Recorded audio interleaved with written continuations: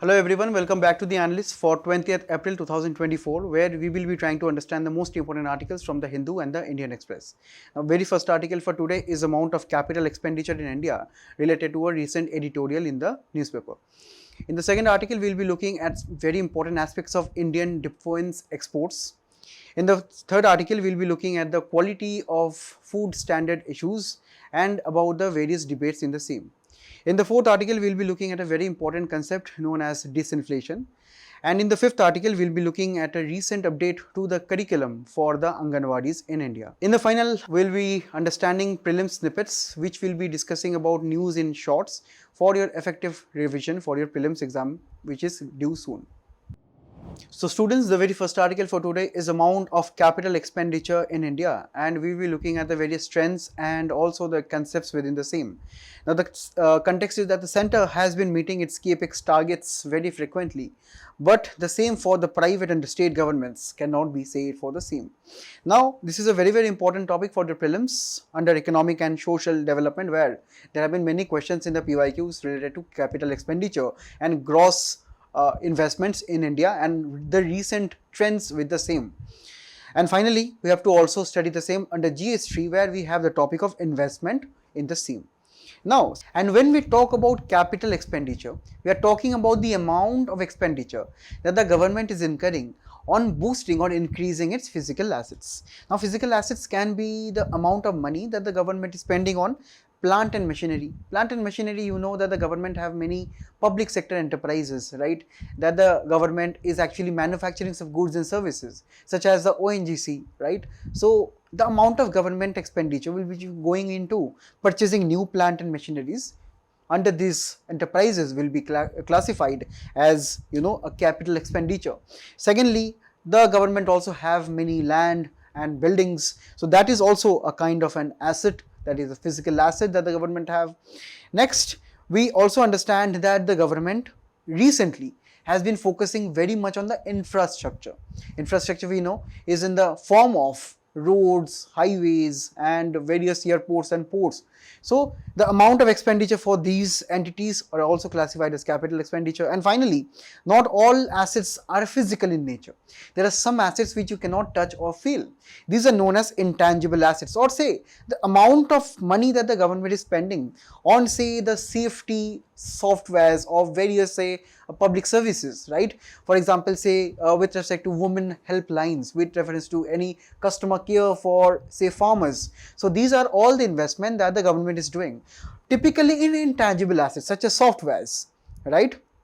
Or say intellectual property rights of the particular government entities. So these are all the expenditure which is classified as capital expenditure. And for your reference, let me tell you, these are long-term assets. That means these are not an asset of the government which will be resulting in short-term or medium-term gains, right? It is once you invest in a particular capital asset, it will be giving you return over a long period of time. That is, it will be helping the people of the nation for a long period of time, such as example of airports and roads, right? If you once build a road, it will be giving you a long-time return. And finally, it will be also contributing to the future growth of any particular nation, right? Now here, in India, the amount of capital expenditure has been growing at a compounded annual growth rate, or just an annual growth rate which is seen on a compounded basis. It is at around 8.2% by 2027. So it is a very positive indication that the government of the day is focusing on boosting expenditure in the capital services. And finally, when we look at the major initiatives of the government with reference to capital expenditure in India, if we look at the budget, that the recent interim budget of 2024-25, we said the potential capital expenditure outlay that the government has highlighted is around rupees 11.11 trillion rupees. And here we can see over a period of time, right, over a period of time in various budgets, the capital expenditure component is increasing. Next, we have a very important scheme known as the National Infrastructure Pipeline, which was initiated in 2019, which is trying to boost over around $1.5 trillion worth of infrastructure project spanning roadways, waterways, shipping, airports and so on in India. Next, we also have this collaboration between the government and the private enterprises, which we know as the PPP projects, in various aspects of India's infrastructure. And this scheme has been given the name of India Infrastructural Project Development Fund, wherein there is also a digital portal for the same, which the government has encashed around 150 crore rupees for the facilitation of this portal, where the particularly interested applicants, the private players, they can go onto the portal and they can look for the projects that they are interested in, and they can launch in the projects in collaboration with the government. Next, we also see a very important scheme known as the PM Gati Shakti scheme. Here, the main aspect of, or say the main agent of the government, is actually to bring in convergence between many ministries, right? Here, the main aspect is to focus on the convergence of various projects. For example, the projects under the Ministry of Highways, Ministry of Shipping, Ministry of Aviation, right? So it is about bringing the convergence of various ministries and to facilitate the development of new infrastructural projects. Next, we also have a project or a fund which is totally geared towards the development of the urban centers in India, known as the Urban Infrastructure Development Fund, where it is trying to focus mainly on the amount of housing facilities in the urban areas, and also amount of the money which will be spent on the transportation sector of the country too. Next, we also have the National Logistics Policy, which is trying to transform India's logistics sector, which is the culmination of integration of roadways, railways, airways and the shipping. So we have these four modes of transportation, and if we converge them by building faster amount of say services, right, and also warehouses and various other amenities for the transportation sector, so we are actually focusing on building a proper amount of logistics in the country too. Next, the country is also having dedicated freight corridors to particularly separate commercial and passenger freights in the Indian railways, to facilitate better performance of the railway sectors, and also to reduce the amount of delays which is also seen most often in the railway sector of the country. And finally, the government is also focusing a lot on manufacturing within the country through schemes such as Make in India and the Performance Linked Initiative scheme, the PLI scheme. The government of India is trying to give many benefits to both domestic and the foreign players to actually come into India and set up shop in the country, and to produce more and more goods for the domestic markets and also for the export markets too. And these are all the initiatives that the government is actually taking to increase the amount of capital expenditure. And here, according to the article, we have a particular term which we know as the revival of the investment cycle. Now, the author of the article is telling that in India as of now, it is the central government solely or only the entity which is spending a lot of money in the capital or say physical assets of the nation. If you see over a period of time, that is from 2013-14 to 2023-2024, right, the capital expenditure of the nation increased from around 2.3 lakh crores to 13.7 lakh crores, right? So we understand it is almost a growth rate of 6% or say 600% or 6x growth. Right now, here we find that the capital expenditure share in the total government expenditure went up from 9% in this time to around 21.3% right now. So these are very important data points that you have to understand. And here, that is why the central governments have been meeting. The central government has been meeting all of its targets with reference to the capital expenditure. And also, when we look at a particular term known as the gross fixed capital formation, which was just covered yesterday only in the Analyst, right, it improved from 30.8%, right, in 2022, that is the last year, the last financial year, to 31.3% in this year. And this is obviously increasing the amount of economic growth in the nation, right? And finally, according to the article, the main aspect of the increase in capital formation in the country is coming from the various successes that the central government's capital expenditure is seeing in various sectors. Firstly, the housing sector. The government under Pradhan Mantri Awas Yojana is building a lot of houses for with the goal of giving affordable housing to a lot of people. Apart from this, we also have the Smart Cities mission, which is also trying to transform India's urban scape into a smart ecosystem of urban areas. So that is one of the various important trend that is coming out. Next, the government right now is also focused on boosting the renewable sectors, such as the focus on solar energy, the electronic vehicles, energy and so on. So here the government is putting a lot of effort into the same, particularly via the PLI scheme. Next, when we talk about the transportation sector, the transportation services, the government is spending a lot of money on the highways, on the railways development in the country, apart from the shipping, ports and the various ecosystem, and also in the aviation sector. So these are all yielding fruits for the nation, and also meeting the targets of the central government for capital expenditure.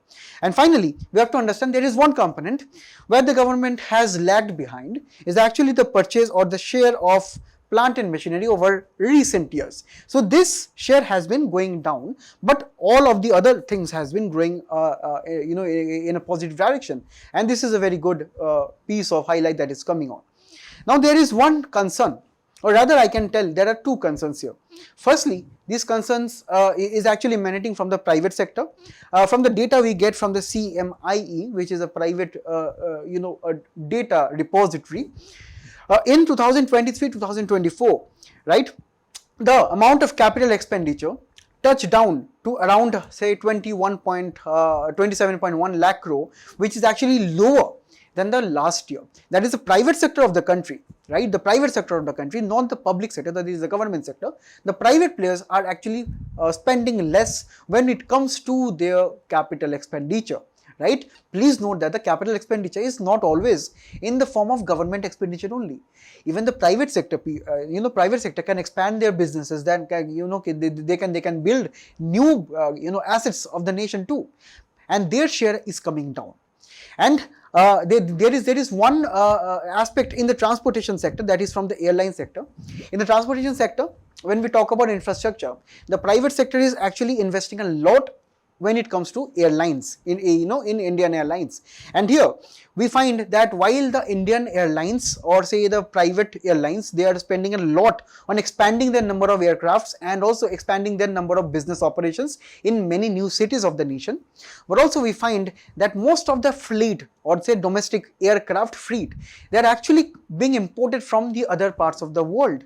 And that is also a thing that we are actually becoming increasingly reliant on the rest of the world for our airline sector, that is the aviation sector.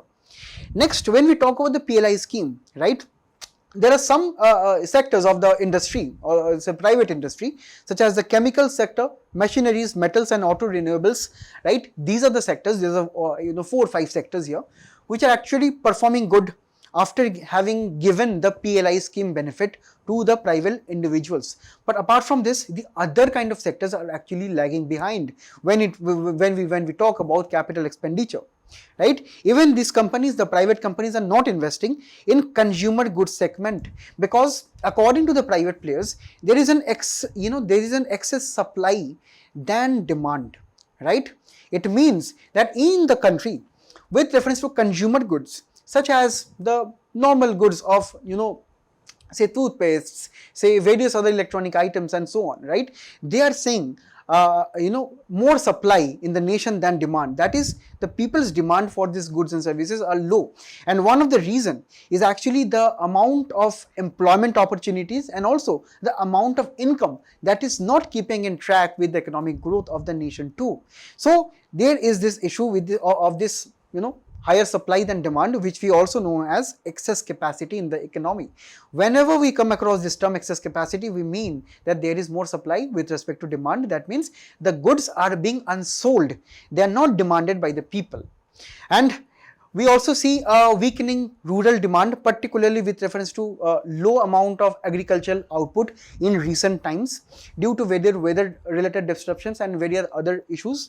And finally, we also have seen the issue of inflation, it eating into the money, or say the purchasing value of Indian rupee, right? We saw 24% inflation in the last 4 years.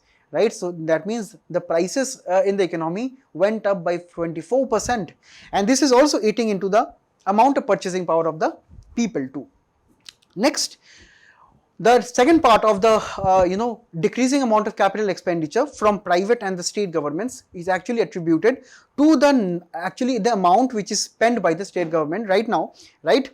According to the 2022-2023, the state spent around 6 lakh crores against a revised estimate of 7.32 lakh crore, right? So actually this was to be the amount which should have been spent by the state governments under various initiatives in infrastructure, but that is also coming down lately.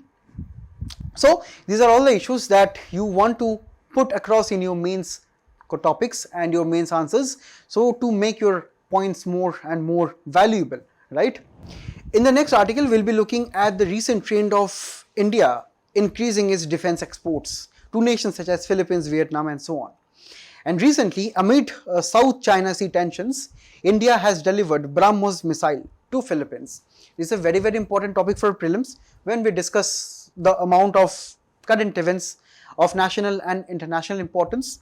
With reference to GS2, we have to look at the bilateral, regional and global groupings, and also the various issues impacting India's interests.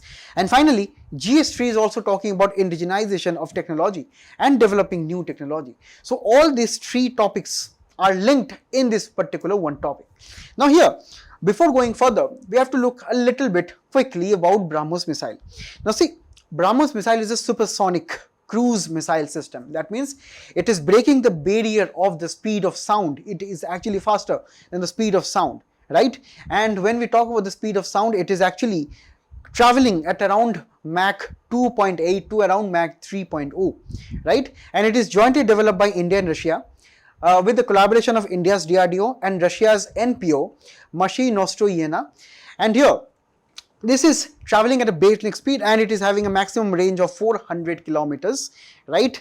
And it is weighing at around 2.5 tons on an average. And it is having a multi-platform capability. That means it can be launched from land, it can be launched from air, and it can be also launched from the waters too, that is from the seas and oceans, right? And it is also having a high precision strike capability, typically carrying up to 200 to 300 kgs warhead, or it can carry explosive to the amount of this weightage, right? And when we talk about the altitude, right, when it is cruising, right, it can reach an altitude to 15 kilometer, and when it is at the terminal stage, it can reach to around 10 to 15 meters. Right, correct? And here, the main aspect of BrahMos missile is actually for India, it is serving as a strategic deterrence across the various nuclear and also the missile arsenals of our neighboring nations such as China and Pakistan, correct? And finally, we have to also understand that in India, right, BrahMos missile have been operationalized across the various armed forces. In Indian Army, it has been launched, or say it has been used atop the mobile launches used by the Indian Army on land. Indian Navy uses BrahMos missiles across various warships such as the destroyers and frigate class of say the Indian Navy, and also the Indian Air Force, most importantly, uses the BrahMos missile on its Sukhoi Su-30 Mki aircrafts. And this is why we can understand BrahMos is a very, very versatile missile too, which can be used across domains, across terrains, across various modes, and across the Indian Armed Forces too, right? Now here, we have to now come back to the article here. Now here, recently Philippines have purchased 3 batteries worth or 3 consignments of BrahMos missile. Now you know, Philippines is located near the South China Sea, where China is increasingly becoming very, very aggressive and trying to claim the entire region of the South China Sea, which is also bordering Philippines. And that is why Philippines want to increase their military deterrence, and the Philippines is also seeking the same from India via many defense exports. And one of the most important here is the BrahMos, which have been recently exported to Philippines, and it will be deployed near South China Sea border of Philippines, correct? And that is why we have to understand India and the Indian partnerships with various nations, like-minded nations such as Philippines, Vietnam, right, Indonesia, Argentina. These nations are also seeking Indian BrahMos missile, right? So this means that it is actually a positive development for India's relations with these nations, and also secondly, it is positive for India's deterrence to nations such as China, who is increasingly becoming territorially very aggressive. And here, when we talk about the geopolitical interests, obviously it is in India's interests to develop its own missile system, its own arsenal system. And apart from this, obviously India shall be using it for its own defense, but the like-minded nations, they can also share They can also have a share in our arsenal if they are also geared toward the same objectives, right? Or when I'm talking about the geopolitical interests, when I'm talking about the like-minded nations, as we have also discussed here, and also the increasing amount of conflicts that will be seen in the future when we talk about the Indo-Pacific region, right? The Indo-Pacific region is home to China and also the countries like India and USA, Australia and Philippines and most of the Southeast Asian nations which are against China internationally in this geopolitical arena.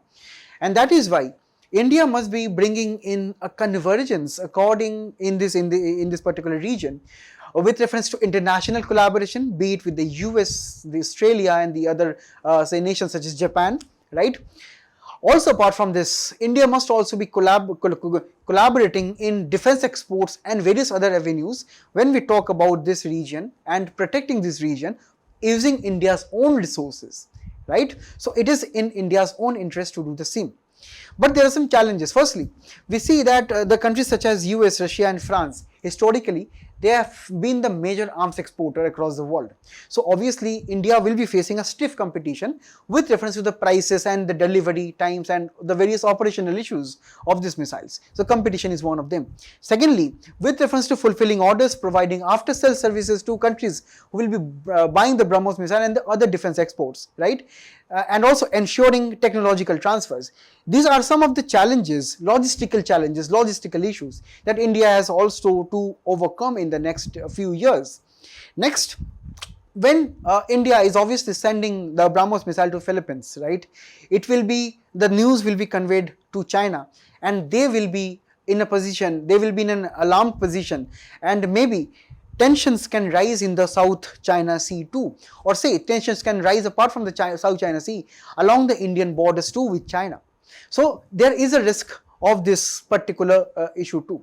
Next, we have to also look at the internal or say domestic political and bureaucratic hurdles. Finally, we have to also consider the political challenges within the country when we talk about exporting missiles to rest of the world, because India for centuries long have been recognized as a peace-loving nation.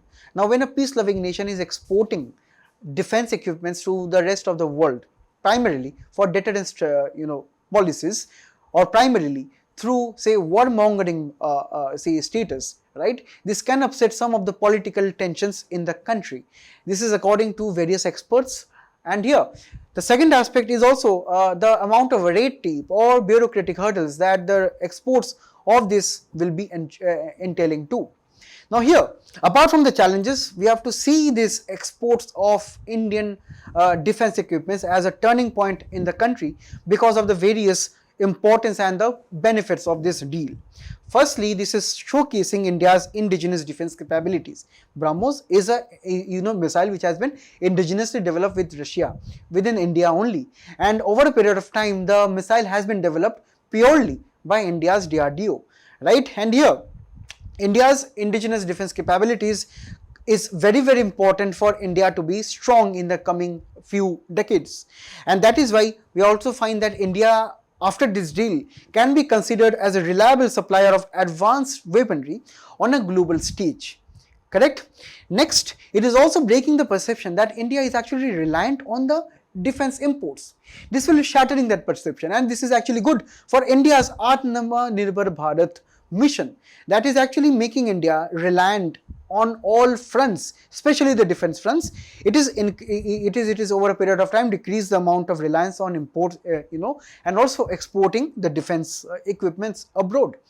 And exporting defense equipments, that it can come with many economic benefits. Particularly, it can increase the revenues of the government.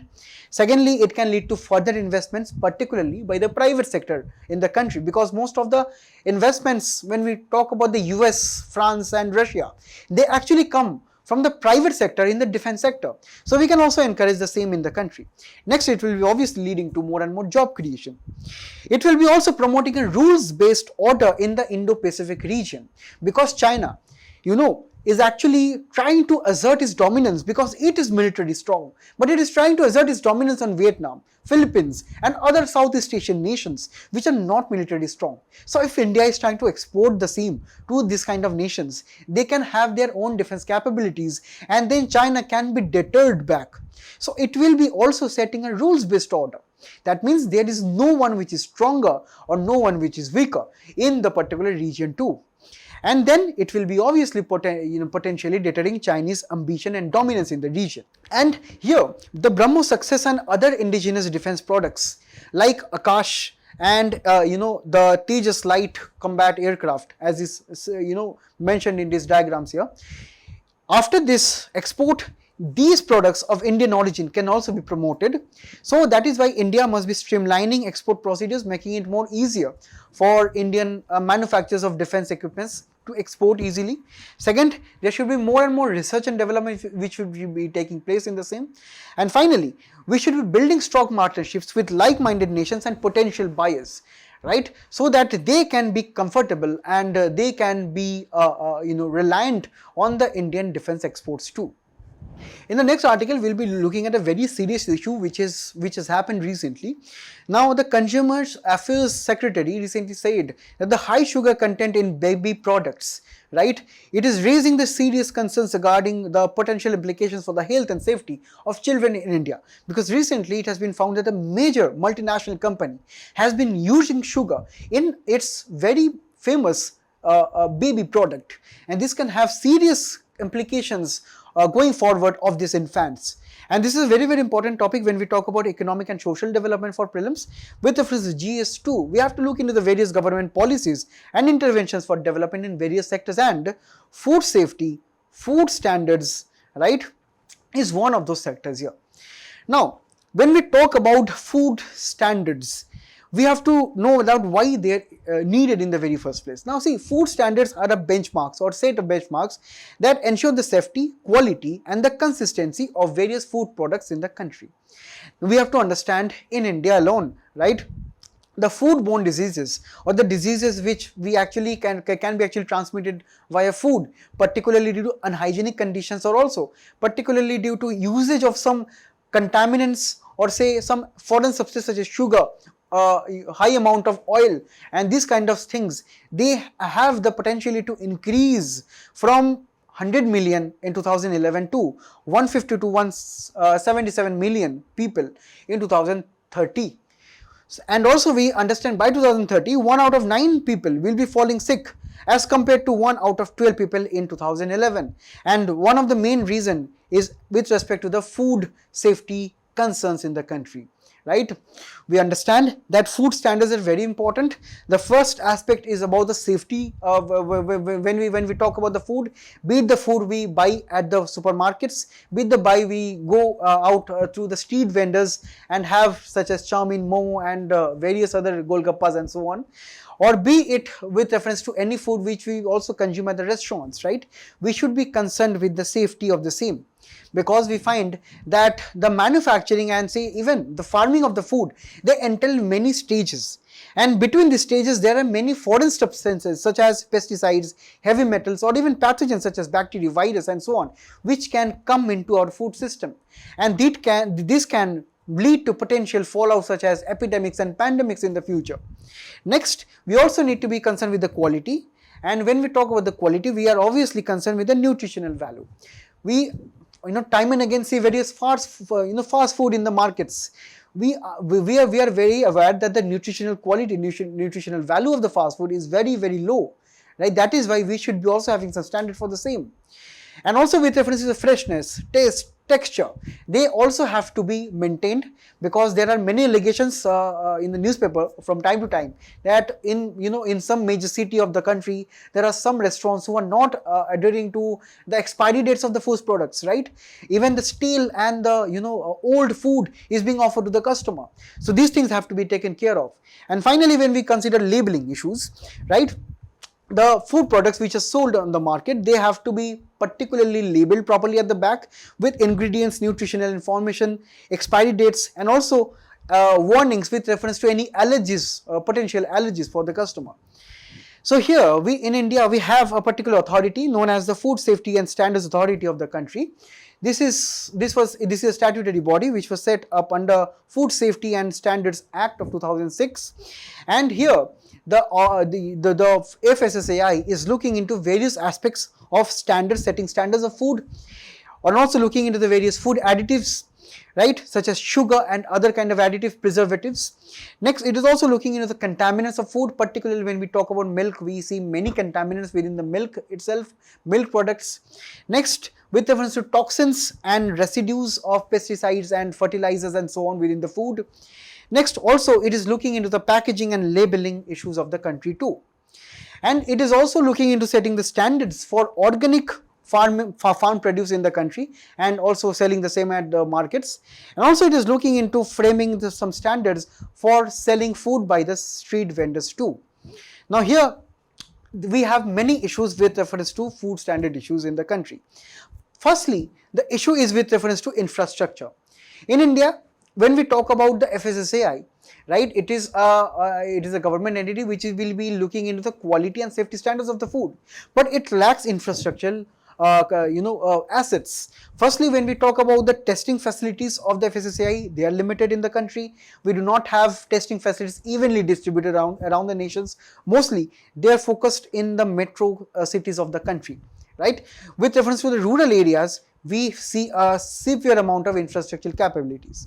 Next, there is also a dearth or insufficient trained personnel, because they will be the people who will be going individually to various shops and restaurants to look into the issues, but they are also short in supply. Next, the main issue is about food production and processing.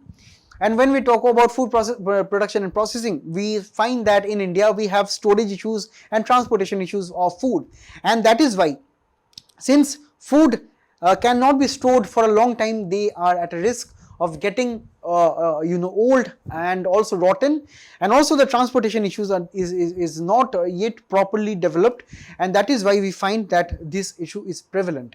Next, there is a high amount of use of pesticides in the Indian agriculture and also antibiotics in the poultry sector of the nation. And this is why we find there are lots of pesticides in the agricultural crops such as rice and wheat, and also antibiotic residue in the chicken, mutton and the various eggs and the milk products of the country too. Next, we also find adulteration issues where foreign substances are added. For example, say in milk, the milk is adulterated by adding more and more, say, water and many other substances, which is artificially increasing the value of the milk, right? Next, it is also substandard the things which are added to various food products such as cheese, paneer and so on. They are not often of a particular quality too. Next, the challenges in the food distribution, and particularly the very first thing is about unhygienic street food practices, and this is actually known to us all. When we go onto the streets and we look at the street food, we see minimal amount of hygiene which is kept there. Next, there is also a lack of traceability. That means when we talk about the food distribution and the various diseases that can arise from the food distribution chain, such as the amount of bacteria and virus and the various other pathogens which can be prevalent in food. Now it is very, very difficult to trace the origin of the particular chain, right, from where the disease is actually emanated. Finally, there is also lack of consumer awareness and enforcement issues in India. And here, we find that there is a limited amount of consumer awareness when we talk about the quality of food, right? Because mostly in India, we find the people do not even look at the back of the packets of various food products to look into the nutrition value, the expiry dates and so on. And finally, the enforcement of various laws and regulations with reference to food safety is also weakly enforced, and sometimes there have been also issues of corruption which takes place in the nation with reference to giving bribes to the authority for food inspectors. And recently also we found a recent index which is looking into the food quality at various state level, right? We find that over 2019, in 2023, the scores, as you can see across all parameters, they have decreased, right? And here, this is a state food quality index, right? And state food quality index is actually calculating the safety of food in various parameters such as compliance, consumer empowerment or awareness, human resources and institutional data, food testing infrastructure, improvement of the rank, that is with reference to the previous year, and obviously training and capability building. So here this can be a very, very important prelims question with reference to the weightages given to the various parameters in this index, correct? And we see across all the states, all the parameters have actually poorly performed. And here we have the various steps which have been taken by the government of India, particularly by the FSSAI. Firstly, FSSAI appointed various scientific panels which will be looking into subject specific or food specific issues. Secondly, it also introduced e-pass, which is a digital portal which was introduced in 2022, which will be looking into the various applications of the food processing sector in the country, and also the amount of adherence with reference to food quality regulations. And recently there have been 2 new regulations with reference to Ayurveda food and the vegan foods in the country. Next, we also have this network of scientific cooperation for food safety and applied nutrition, which is trying to bring in the convergence between academic institutions, universities, colleges and private sector on one entity to collaborate on the food safety issues. Next, we also have this Eat Right India movement, as we can see here. It is trying to boost the amount of consumer awareness in India by issuing various amount of attractive advertisements such as this one. In this advertisement, the government is telling to the people via SSI to drink plenty of water, having right diet and sustainability. And also when we talk about fruits and vegetables, the government is telling the people to consume liberally, cereals and pulses to consume adequate, right, food, drink, and which are actually very high in fat or sugar. The government is advising the people to consume it very sparingly. Milk and products, the government is promoting the people to consume plenty. And finally, when we talk about milk, poultry and fish, the government is actually advising the people to consume moderately with balance. Now here we also have another campaign under Eat Right, which is Eat Right Millets Melas, which is trying to promote millets, which are very high sources of protein, and also it has very low amount of fat or carbohydrate content, which can be linked to various diseases such as diabetes and so on. So having millets is the cure for those kind of diseases. So it is also trying to promote through various fairs known as melas. Next, the government is also trying to promote 100 food streets, or promoting some food streets in the nations in various in various cities, which is actually approved by the FSSAI as being very hygienic and very nutritional, right? And finally, the FSSAI also promoting the provision of rapid food testing kit to the food inspectors to actually expedite the process of inspecting food in the nation. In the next article, we will be looking at a very important concept known as disinflation. Now, recently the Monetary Policy Committee has remained cautious over the rising amount of food inflation in the country. And here, the RBI is actually very, very much worried that this rising food inflation may risk the disinflation process which is taking place. It's a very, very important topic for your economic and social development. And firstly, let us understand what disinflation is in the very first place. Now, we know inflation is a scenario of rise in general prices of goods and services persistently over a period of time in a particular country, right? So the inflation is actually a scenario when consistently over a period of time we see the prices of the goods and services are rising, right? That is, if we represent the inflation rate here and if we represent time here, we find that inflation is generally the phenomena of rising prices. But disinflation is actually the amount of inflation which is decreasing. That means over a period of time, the rate of inflation is slowing down. So this is exactly what disinflation is.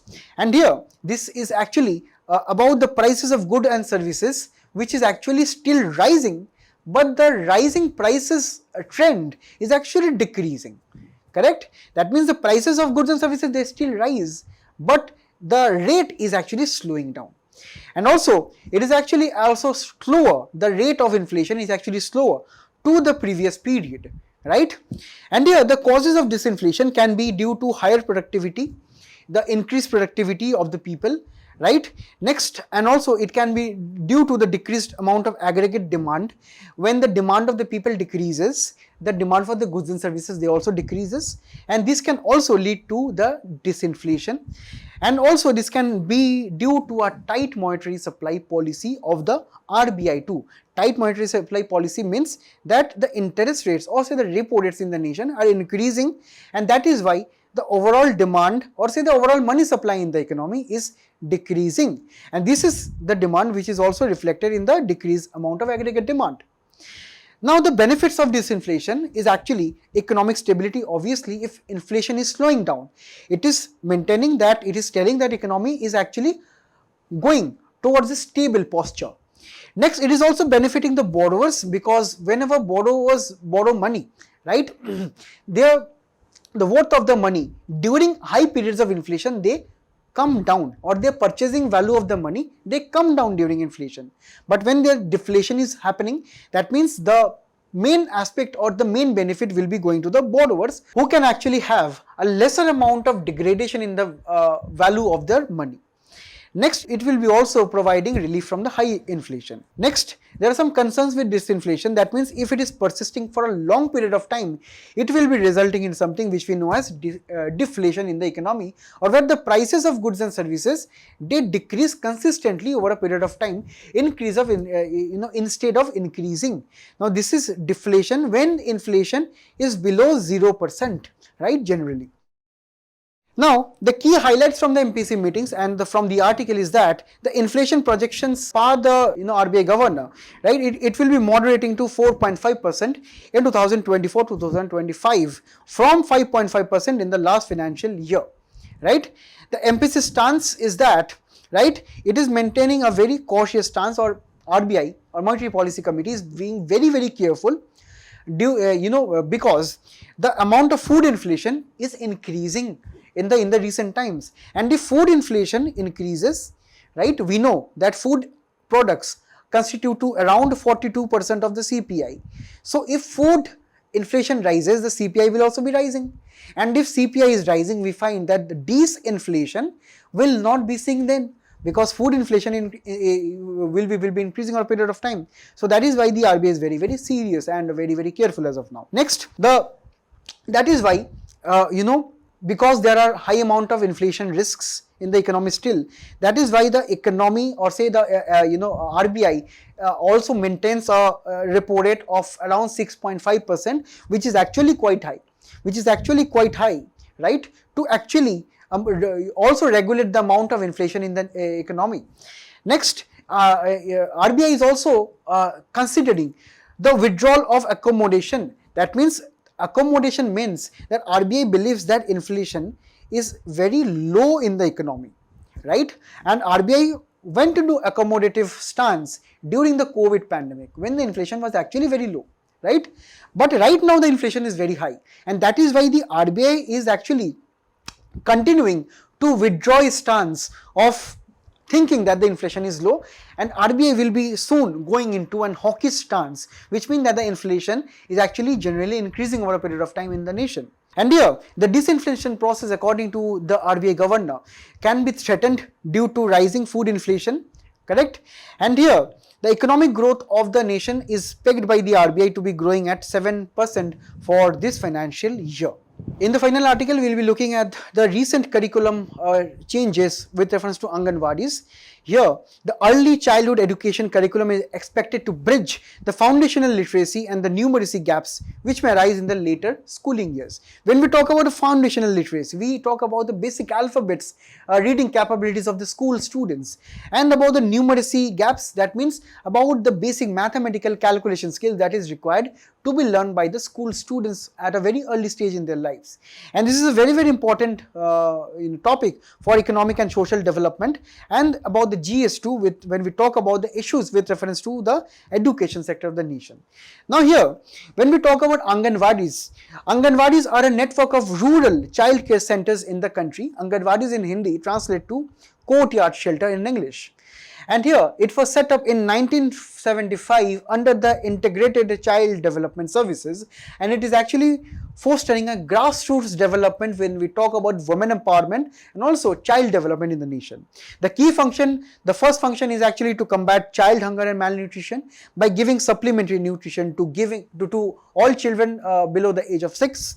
Next, it is also about giving early childhood education, that is non-formal preschool education through play-based activities such as play school and various alphabet and peer group activities. Next, it is also giving facilities of healthcare and immunization, and this is including health checkups, immunization programs and referrals, right, in collaboration with the primary healthcare hospitals of the districts and also the various state governments. And finally, it is also about educating the parents of the children too, right? It is about educating mothers and caregivers on proper nutrition of the children, childcare practices and health hygiene. So Anganwadis is a very, very important institution at the grassroots level doing this activity. And recently, the Adarshila initiative, that is the National Curriculum for Early Childhood Care and Education Policy 2024, has been released for the age group of 3 to 6 years, and the duration will be for 3 years. And here the structure will be that the 4 weeks will be focusing on the play based activities to help children to adjust to the Anganwadi environment. Next, 36 of exploration will be there for activities such as storytelling, singing, rhymes, art and craft and various other activities focusing on colors, shapes, numbers, which will be improving the foundational literacy and the numeracy skills of the people. And the last 8 weeks will be recapping the reinforcement of the learnings through worksheets and observations of the children too. And the learning outcomes will be firstly developing listening skills, vocabulary skills, boosting the imagination of the creativity of the children. Next, they will be also enhancing the social development of the children too, and also their families. It will be improving self-expression and self-esteem of the students going forward. And finally, they will be also focusing on children preparing for smooth transition to grade 1. And here this is a very, very important scheme that is very, very important for your exam too. In the last section, we'll be looking at the 4 prelim snippets. The very first is about the National Security Guard, because recently Nalin Prabhat has been appointed as the Director General of the National Security Guard. Now, this is a counter-terrorism unit of India under the Ministry of Home Affairs. This is also commonly known as the Black Cats, and this is one of the seamen. And this is also among the 7 central armed police forces of the country. It was founded on 16th of October 1984 following the Operation Blue Star in Punjab, and the legislation with respect to this is the National Security Guard Act, just 2 years after Operation Blue Star, right, in 1986. The Director General is selected by the Home Ministry, and this entire National Security Guard is actually modelled on the pattern of SAS of UK and GSG 9 of Germany. And this is also having an important protocol known as the Close Protection Force Protocol, which is giving security to select VIPs. In the next article, we'll be looking at a very important festival in the state of Kerala known as the Thrissur Puram. This is celebrated in Kerala during the Malayalam month of Medam that takes place between April and May. It is considered to be the mother of all Purams in the state. It is a brainchild of Raja Rama Varma, right? And here he was the Raja of Cochin during 1790 to around 1805. It is centered on the Vadakunathan temple, and also it pays respect to the Lord Shiva. And the proceedings and the rituals of the other deities will be going on for around 36 hours non-stop. And the final day of is actually on the 7th day of the festival, which is known as the Pakal Puram. In the next article, we'll be looking at Rana Punjabhil, and here he was a contemporary of Maharana Pratap of Mewa, and he supported the Maharana Pratap's forces against the battle against Akbar, the Mughal emperor. And he voluntarily came at his own assistance and supported, and the support of Rana Punjabhil was very, very significant for Maharana Pratap, and this was also documented in the Maharana Pratap's documentaries and historians too. And the title of Rana was actually given by Maharana Pratap to Rana Punjabhil, and due to his role as the commander and the role that he played during the battle. And particularly when we talk about the Bhil community, where he is actually coming from, the Bhil communities are spread across states such as Rajasthan, Gujarat, Madhya Pradesh and Maharashtra, and they are actually known for the deep knowledge of the Mewas region, geography and expertise in guerrilla warfare using bows, arrows and slingshots. Finally, we'll be looking at 3 important terms in news about climate change. Here first, the term is about carbon credit, which is a permit that allows a country or an organization or a company to produce a certain amount of carbon emissions, which can be traded if the full allowance is not used. With reference to green accounting, it is an accounting system that factors environmental costs into the financial results of the operation. That means if you want to measure the GDP of the country, and if you want to measure the loss to the GDP with reference to the climate change impacts, you can do the same with green accounting. And finally, the carbon sink is a natural or artificial reservoir, or where you store something that accumulates and stores some carbon containing chemical compound for an indefinite period of time to decrease the amount of carbon dioxide in the atmosphere. So this was all for today. I thank you all for being a very patient audience. All the best for your future endeavors. Till we meet again, solve the quiz which is following up. Thank you.